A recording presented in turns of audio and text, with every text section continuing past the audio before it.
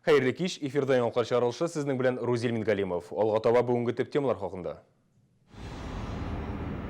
Кірі урынары күп фатирлы йортларның подъезд ягында урнашқан кибетлерде алкоголь сатырға ярамай. Әлігі закон шалыдан нешік үтәлі Гүзел Шихапова ашықлады.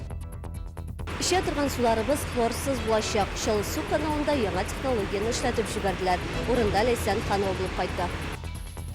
Рамазан айының соңғы 10 күнінің бірсі қадір кешесі боларақ белгіленген. Мұсылмандар бұл күнні нешік өткеріге тиіш Ойгүл Юнусова ашықлады. Импровизация деген әймір керек. Олы барушы урынын кім олар? Күңіл радиосы қайсын күткерді.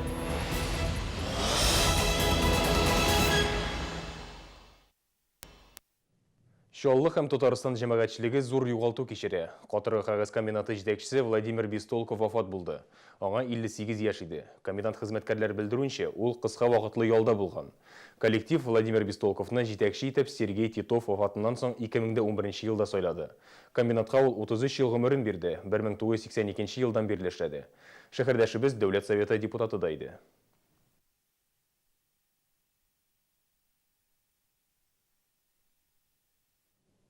Дәүләт Думасы депутатлары, Татарстан районнары администрацияләре башлыклары, инициатив төркем әгъзалары һәм иҗтимагый оешма вәкилләре Бердәм Россия тарафдарлары партияның җирле бүлекчәсе конференциясендә катнашты.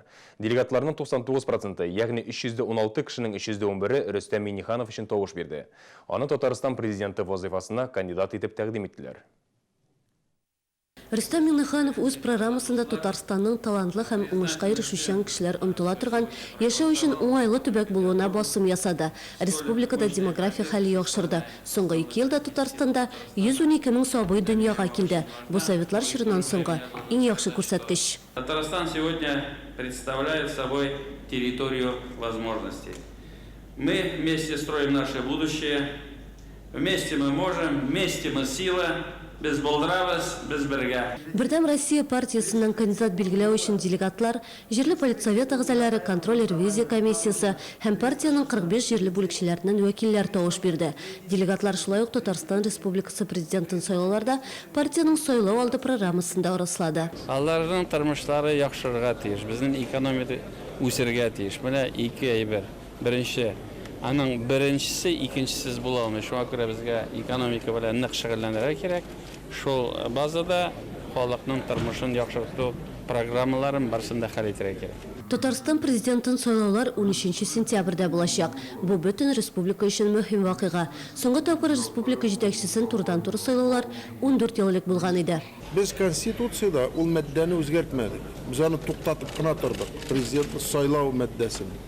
Һәм бүгенге көндә biz аны яңа баштан бу эшкә кертеп җибәрдек. Безгә яңалык түгел, безнең халык өйрәнгән һәм аны көтеп тә торды. Бу халыкның вазифасын менә президентка үзенең бурычларын турыдан-туры бирә торган сайлаулар. Фәрит Мөхәммәтшин Бердәм Россия партиясының актив сайлау кампаниясы үткәрәчәгендә белдерде. Халыкның фикрен исәпкә алу максатыннан урыннарда очрашулар үткәреләчәк. Әле партия конференциясына кадәр үк Рөстәм Миңнеханов кандидатурасын президент постына эре предприятиеләрнең хезмәт коллективлары тәкъдим итте. Алар Рөстәм Миңнехановның республика үсеше һәм Татарстанның лидерлык позицияларын саклау гаранты булуын билгеләде. Лейсан Ханова, Луза Сафанова, Шолы ТВ, яңалыклар. Исерткеч эчемлекләр сатучылар законга буйсынмый. 17 июньнән республикада спиртлы эчемлекләр сатуга кагылышлы яңа канун гамәлгә керде. Аның нигезендә кибеткә керү юлы торак йортның ишек алды ягыннан булса, анда исерткеч сату тыела. Кайбер эшмәкәрләр әле һаман да законны үтәргә ашыкмый. Моңа кадәр алкоголь инспекциясе хезмәткәрләре аңлату эшләре алып барды, кисәтүләр ясады. Хәзер исә кискен чаралар күрә башлады. Рейта хәбәрчебез Гүзәл Шихапова да кушылды. 24-нче комплекста урнашкан әлеге кибет җитәкчелегенә бер тапкыр закон бозулары хакында кисәтү ясаганнар инде. Хәзер кибетнең ишекләрен закон таләпләренә туры китереп, подъезд ягыннан түгел, икенче яктан ясыйлар. Төзелеш әле тәмамланмаган, шулай да подъезд ягындагы ишек бикле инде. На данный момент решения принимаются, кто-то меняет выходы. Хәзер эшмәкәрләр төрле чаралар күрә. Кемдер кибеткә керү урыннарын икенче якка күчерә, икенче берәүләр азык-төлек кибетләрен хуҗалык өчен кирәкле товарлар өчен дип үзгәртә. Дөрес законга буйсынмаучылар да бар.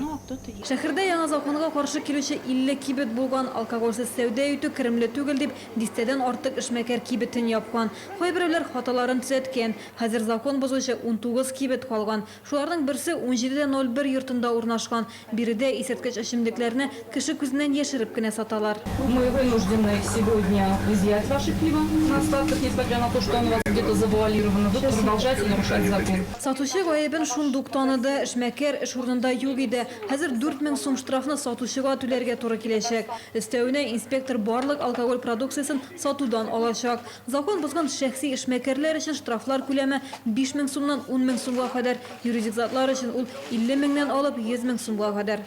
Гүзәл Шихапова, Айрат Закиров, Шаллы ТВ, яңалыклар. Эчә торган суларыбыз хлорсыз булачак. Шаллы су каналында бүген яңа технология эшли башлады. Хәзер су натрий гипохлориты ярдәмендә чистартылачак. Проект предприятиенең үз хисабына тормышка ашырылды. Бәясе 155 миллион сум. Теманы хәбәрчебез Лейсан Ханова дәвам итә. Шолы өчен тарихи мизгелләр дип әйтергә була. Шолы су каналында берничә еллар дәвам иткән проектка старт бирелде. Предприятие эчә торган суны чистарту буенча яңа технологиягә күчте. Хлорны гипохлорид натрий алмаштыру, ул инде куркынычлыкны кимитә эш шартларын яхшылата безнең эшчеләргә. Бу проект башланган 2 елдан элегрәк. Аның төп максаты хлордан китү. Элек бит без монда жидкий хлор дип без инде. Шуның белән суны обеззаражить итәйдек. Менә бу контейнерлар хәзер алар тарифта гына кулачак. Аларга 1000 килограмм тирәсе хлор салынган һәм аларны суларыбызны чистарту өчен Чабаксардан тимер юл буенча кайтара торган булганнар.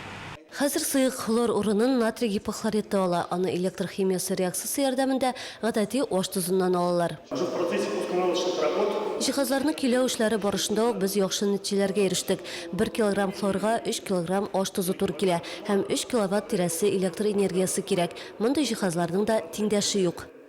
Дөрес шәһәрдәшләр өчен суның тәме дә, сыйфаты да үзгәрмәячәк. Яңа технология беренче чиратта куркынычсызлыкны кайгыртуны күздә тота. Данный аспект применения Натрий гипохлорид шәһәрдәшләрнең иминлеген тәэмин итү ягыннан файдалы. Хлор агулы матдә санала. Авария килеп чыккан чиракта аның кешеләргә зыяны зур булырга мөмкин. Проект буенча эшләр 2013 елда ук башланган иде инде. Аны тормышка ашыру өчен предприятие 155 миллион сум акча тотты. Лейсан Ханова, Айрат Закиров, Шаллы ТВ, яңалыклар.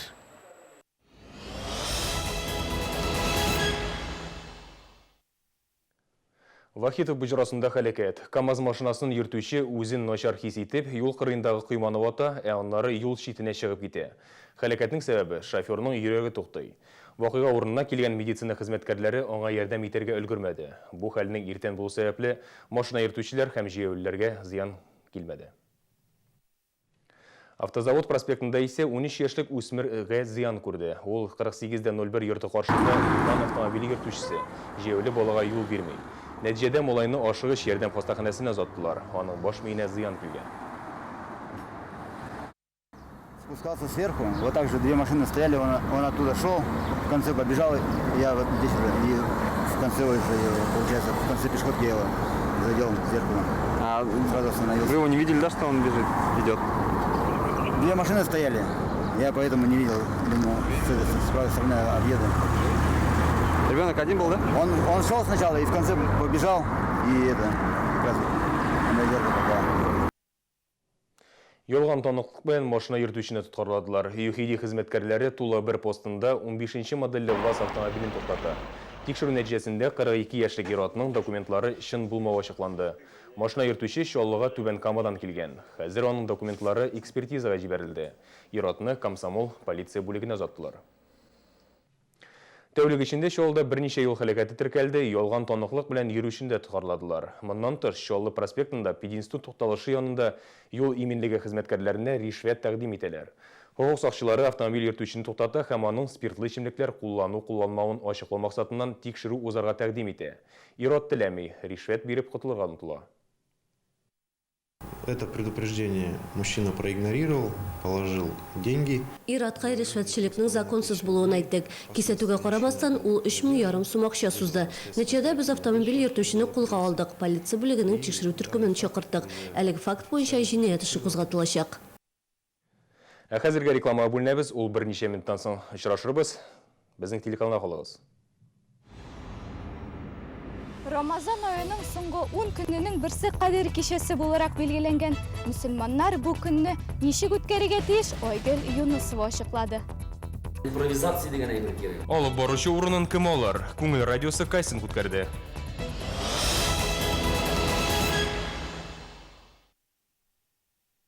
Фирма «Подряд» предлагает современные коттеджи с земельным участком и коммуникациями от 2,5 миллионов рублей, а также участки земли от 40 тысяч рублей за сотку. Коттеджный поселок Новая Суровка в 5 минутах езды от города. Звоните сейчас 36 12 13. Hürmetli din kardeşler, Halal Center sizni izgi Ramazan ayı bilan qutlay hem o'zine chaqira. Birida diniy adabiyot, halal kosmetika, parfümeriya, oziq-tulik hem musulmonlar uchun kiyimlar taqdim etiladi. Halal Center, Yangi shahar 27-09A. Ramazan ayı muborak bo'lsin. Зоомагазин «Аквадом». Все для создания экологически чистых аквариумов. Огромный выбор и выгодные цены. Принимаем заказы по интернет-каталогу на нашем сайте aquadom16.ru. Бесплатная доставка товара. «Аквадом». Все для ваших питомцев. Профессионально, выгодно, удобно. ТЦ Камила 4305 и ТЦ Чулман 3906А.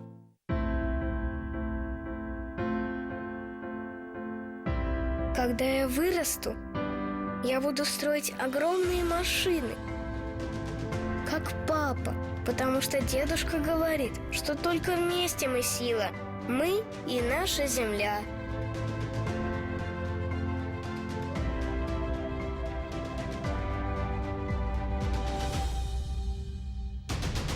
Как изменить мир? Мы вместе делаем это каждый день. Ради будущего наших детей. Ради нашей счастливой жизни. Просто посмотри вокруг. Это наш Татарстан. Мы сделали это вместе. Каждая маленькая победа – это шаг к большому успеху. Шагая вместе, мы и наша республика становимся первыми.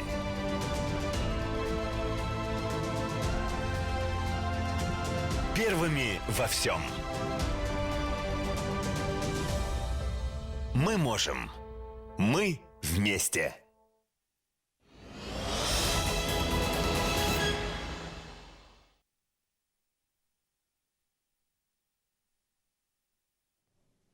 Яңалықлар шығарылышын дөйем етебіз, сіздің білен туры эфирда Рузелмин Галимов. Күңілге алып барушы сөйлейлер. Шәһәрдәшләр арасында көптен көтілген кастинг узды. Онда 50-ге якын кіші қатнашты. Алып барушыны сөйләшергә Казаннан Зөлфия Зиннуров һәм Салават Миниханов келді. Алар үзләре дә туры эфирда эшләгән кешеләр. Кастинг барышы турында тулырак Гүзәл Шихапова дөйем итә. Шушы әйткән текстыңны елмайып сөйләде. Интонация белән рәхәтләнеп. Кастингта катнашучылар котлаулар да укыды, шигырьләр дә сөйләде. Жюри әгъзалары яшьләрне төрле хәлләрдә сынап карарга тырышты. Тик торганда микрофон эшләми башларга мөмкин, эфирдагы кунак та башка темаларга кирип китә ала. Импровизация деген әйбер керек. Аны әзерләнеп, тапшыруга әзерләнергә мөмкин. Ә монда бит аерым тапшыру первый день ты свой вспомни, как ты на радио пришел. Ты сразу начал импровизировать. Ты готовился, как мы, была радио, сюда тоже передача у нас была. Мы готовились, там писали, все это. Да, почта. Кастингка укытучылар, инженерлар, студентлар, артистлар да килгән иде. Тик нинди генә һөнәриясе булмасын, радио алып баручысы бер кайчанда югалып калмаска тиеш. Хәтта мәхәббәт һәм сыер турында җырларны бәйләргә кушсалар да. Юк инде, сыер булсын. Реакциясы уже иде. Жюри әгъзалары күңелнең танылган алып баручылары республикада билгеле кешеләр. Аларның берсе Яңа гасыр каналы алып баручысы җырчы Зөлфия Зиннуров. Кастингка килүчеләр арасында инде бүген үк туры эфирга чыга ала торганнары бар. Тик креатив фикер йөртүчеләр кирәк ди. Стандарт булмаган, бирок сөйләшү, стандарт булмаган фикерләү һәм ниндидер ситуациялар вакытында тиз генә фикер йөртеп, тиз генә уйлап, мәсәлән, жайлап җибәрергә, ул төрле вакыт булырга мөмкин анда. Кастингта катнашучылар комиссияда кемнәр буласын соңгы мизгелдә генә белде. Кемдер әле чират көтеп утыра, икенче берәүләр исә тизрәк нәтиҗәләрне белергә омтыла. Менә кастинг турында ишеткәчтән мин инде дөресен әйткәндә шабулап дип әйтергә кирәк, әлеге кастингка китергә булдым. Һәм күңелнең логотипын да табып куйдым. Минем шундый ышанычым инде ул миңа уңыш китерер кебек тоела. Хәзер әле бераз шок хәлендә, әле аңлап бетермим. ничегрәк инде biraz тынычлангач, үземне бәяләрмен дә. Алып баручы урынын кем алыр? Комиссия барлык фикерләрендә тыңлап нәтиҗә чыгарачак. Җиңүчене радио дулкыннарында, Күңел радиосының рәсми сайтында һәм ВКонтакте социаль челтәрендәге рәсми төркемендә игълан итәчәкләр. Гүзәл Шихапова, Илназ Тимербаев, Чаллы ТВ, яңалыклар.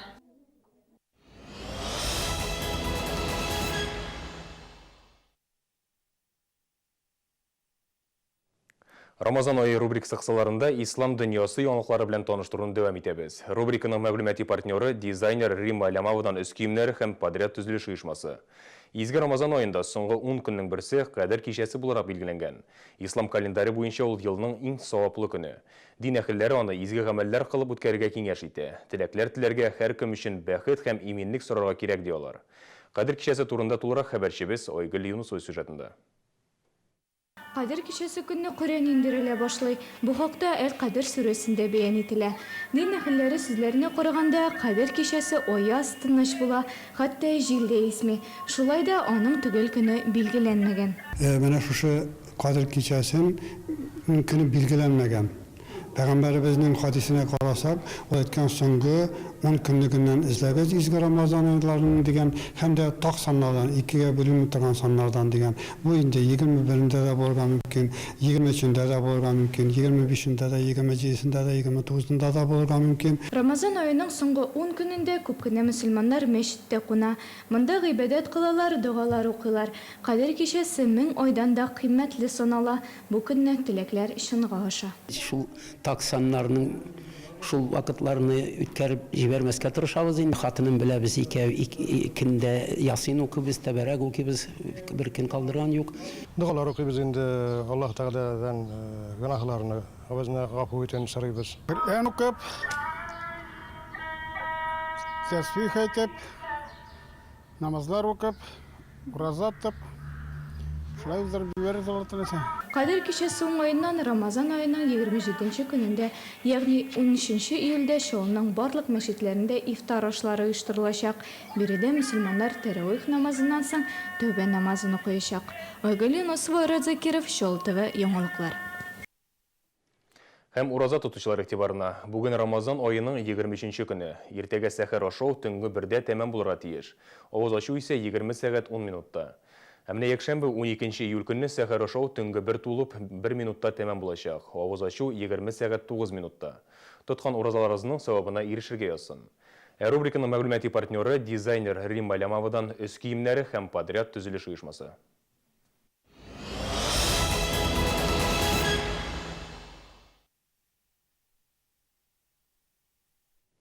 Крылатый лагерінде коррупция юк дип аталган квест уен узды. Татарстан Республикасы президенты идарәсе ярдәмендә үткәрелгән бу чарада 300 бала Казаннан килгән кунаклар да катнашты. Тулырак хәбәрчебез материалында. Хәзер коррупциягә каршы торырга яшьтән үк өйрәтәләр. Квест уенда 10ннан алып 16 яшькә кадәрге балалар катнашты. Һәрберсе бу төшенчәне үзенчә аңлатырга тырыша. Это как-то что-то идет путем обмана, лжи. Это обман. Бу кемнедер алдау дигән сүз. Коррупция это взятка. Коррупция ул ялган акчалар яшәргә акчасы булмаган кеше шушы юлга баса. Если они об этом не знают, то они сегодня об этом... Әгәр дә бу хакта белмиләр икән, балалар аның нәрсә икәнен бүген аңларлар дип өметләнәм. Алар коррупция белән ничек көрәшергә кирәклеген өйрәнәчәк. Коррупциянең нәрсә икәнлеген балалар бүген табышмаклар, асфальтка ясаган төрле рәсемнәр аша өйрәнде. Фантазиялары хәтта коррупциягә каршы фигураларга да җитте. Я ей даю взятку, а они ее останавливают, чтобы она не брала эти деньги. Уже второй год фактически. Мондый уеннар инде 2нче ел рәттән бөтен республика буенча оештырыла. Без балаларга коррупциянең нәрсә икәнлеген аңлатабыз, аның никадәр начар булуы турында сөйлибез. Хәзерге вакытта Татарстан коррупциягә каршы эшләр буенча лидер булып тора. Чаллыда да төрле чаралар үткәрелә. Есть два способа, то есть оперативные мероприятия, которые... Бу очракта 2 ысул бар. Эчке эшләр идарәсе үткәргән оператив мероприятиялар һәм профилактика, мәсәлән, бүгенге уен. Нәкъ менә шушы уеннар ярдәмендә яшьләрнең коррупциягә карата дөрес фикерләре формалаша. Киләчәктә мондый чараларны өлкәннәр эчендә үткәрергә җыеналар. Гүзәл Шихапова, Ксения Антонова, Дмитрий Рачеев, Чаллы ТВ, яңалыклар. Татарстанда чиста болашақ. Ертеге шоғылда шул исемдегі акция ұйыштырыла. Өме Боровое көлі территориясында болашақ. Акцияны президент білен бірге иштимағи харакаты шүп йоқ деп аталушы инициатив түркімі білен бірлікте уздыра. Қатнашырға тілеген әркім 11 июльде ертенгі 9-ға гыз бистесіндегі шифахана поликлиника тоқталышына келе ала. Хезметтәшібіз моторлық бәйгесінде қатнашырға жиына. Шол ТВ-да хауа тұрышы тапшырын алып барушы Ольга Гайдабура халықара бәйгеде Россия данын яқлайшақ. Мұндай шараларда Ольга бірінші тапқырғына қатнашмай. Хезметтәшібіздің тағын нинди сәлетлері бар? Келесі сюжеттен қарағыз. Татарстан миссы, Азия модели мисс Талан, жиді континент миссы Ольга Гайдабур үшін бұл исемлік әлі дәуам еті. Матурлық бәйгелерінде қатнашу һәм һава тұрышын алып бару Ольганың төп шүгілі түгел, ул автомобильда йөрергә ярата. Яңгыр яуса да, құяш кыздырса да, машинада йөрү хезмәттәшебезгә тынычлык китерә. Иногда даже настроение. Кой шакта кайф булмай, кичен руль артына утырып шәһәр буенча йөрергә яратам. Тынычландыра, музыка тыңларга да әйбәт. Иртән иртүк 6-лар тирәсендә таң ата, бу вакытта шәһәр аеруча да матур. Здравствуйте на нашем телеканале «Прогноз погоды». С вами Ольга Гайдабура. Хәзер Ольганың титуллар исемлеге тагында тулыланырга мөмкин. Ул Россиядән халыкара мисс эксклюзив бәйгесендә яклаячак. Бәйге Төркиядә Измир шәһәрендә уза. Информация на самом деле... Әлеге бәйге турында мәгълүмат аз, мин барысы да гадәти узар дип уйлыйм. Милли костюм, кичке күлмәкләр бәйгеләре булыр дип уйлыйм. Оештыручылар әлеге барысын да сер итеп саклый.